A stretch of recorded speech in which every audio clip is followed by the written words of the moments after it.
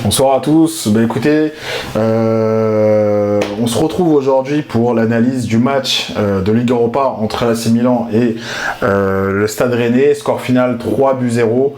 Un bon match de foot. Et avant tout, avant de commencer à débriefer un peu tout ça, voilà, gros respect aux supporters rennais qui se sont déplacés en masse à San Siro. Voilà, ça fait plaisir, ça fait toujours plaisir de voir beaucoup de supporters fans de leur club, fans de leur couleur, fiers de leur couleur se déplacer en masse. Donc un grand merci et un grand respect aux supporters et aux joueurs du Stade Rennais. Donc comme je vous disais au début, 3-0, un doublé de Ruben Loftus-Cheek et un but de Rafael Leao. Match mitigé selon moi, même si le résultat est bon, c'est un bon match. Il y a eu de la maîtrise, il y a eu de la bonne maîtrise, surtout un peu plus en deuxième période qu'en première période. Mais voilà, c'est pas un grand match de classe européenne comme on peut s'attendre. C'est un match qu'on a su maîtriser, on a su être tueur quand il fallait être tueur. On a su marquer quand il fallait marquer. Donc c'est surtout ce qu'il faut retenir. Par rapport à ça, justement, je voudrais revenir sur la première période, parce que la première période donc de l'AC Milan était plutôt moyenne, malgré le fait qu'on ait marqué quand même un but, mais c'était plutôt moyen, parce que justement les joueurs de Rennes avaient une bonne maîtrise de balle, et j'ai l'impression, et vous me direz ce que vous en pensez dans les commentaires, c'est qu'ils avaient une bonne tactique. En fait, leur tactique, c'était surtout d'essayer de cadenasser un maximum les ailiers, donc que ça soit Pulisic d'un côté et que ça soit Rafael Leao. Ça a très bien marché sur les 20-30 premières minutes. On voyait très bien que Leao, il était cadenassé, il pouvait presque rien faire. À chaque fois, il devait replier un maximum au centre, parce que sur son côté, il était vraiment bien tenu. Donc par rapport à ça, honnêtement, c'était un super taf des Rennais, ce qui a ralenti, en fait, ce qui nous a complètement bloqué. Après, malheureusement, voilà, ils se sont un peu déconcentrés. On a Florenzi avec le centre et une bonne tête de notre ami Ruben Loftus-Cheek. D'ailleurs, que j'apprécie beaucoup dans les matchs européens. Je ne sais pas si vous l'avez remarqué, mais dans les grands matchs, dans les matchs importants européens, honnêtement, à chaque fois qu'il est là, il a une super il fait de super performances, excusez-moi. Donc, il est hyper impactant. Au niveau de son physique, comme je vous le disais, comme je vous l'ai toujours dit, physiquement, il tient la route, il impose vraiment le duel physique, il impose vraiment sa taille, sa stature, sa puissance. Donc sur ça, il n'y a absolument rien à dire. Et il est hyper important pour ça. Et en fait, on le voit surtout dans les matchs à haute intensité, dans les matchs de Ligue des Champions. Et dans les matchs de Europa League, malheureusement.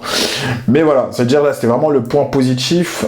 Ensuite, le second point positif, j'ai beaucoup aimé le match de Matteo Gabbia. Il fait un retour en fanfare en Lombardie, je trouve. Honnêtement, défensivement, dans sa lecture de jeu, il a été assez propre. Et on sait on sent que c'est un défenseur qui peut avoir du vice intelligent. Et honnêtement, je kiffe vraiment son retour. Merci à Villarreal de ne pas l'avoir fait jouer. Et du coup, qu'on ait pu le retrouver.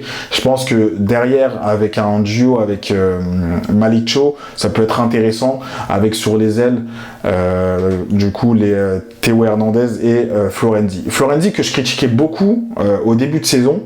Je le critiquais beaucoup sur sa lenteur, mais plus les matchs avancent dans le temps et plus j'ai l'impression que c'est vraiment un joueur intelligent. Donc effectivement, il y a des qualités qu'il va pas avoir comme la vitesse, mais en termes de vision de jeu, de centre, je trouve qu'il est assez intéressant. Il fait quand même des bonnes remises. Il a plutôt un bon jeu au pied.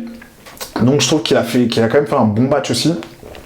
Surtout, en fait, le point négatif, je trouve, de notre match, ça a été le milieu de terrain en première période, qui a été assez faible, et même en seconde période aussi.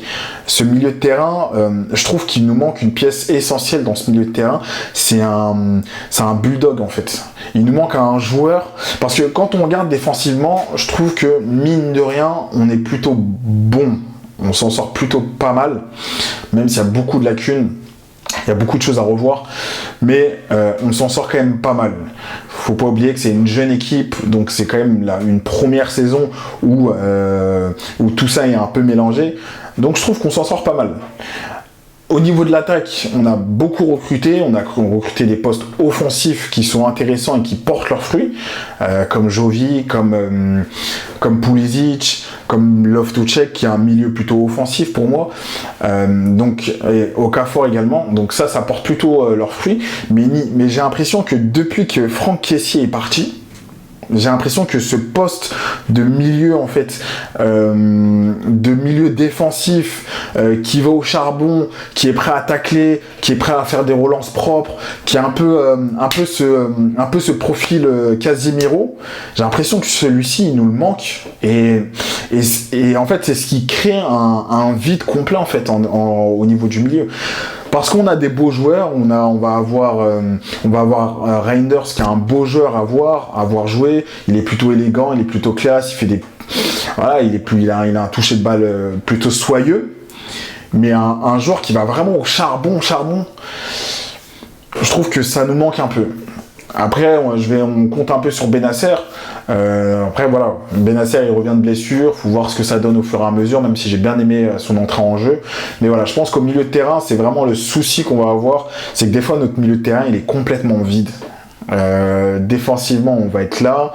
Le milieu de terrain, il est complètement vide. Et en fait, tant qu'on n'a pas un milieu compact, je pense que sur les grandes échéances, c'est ce qui peut nous faire défaut.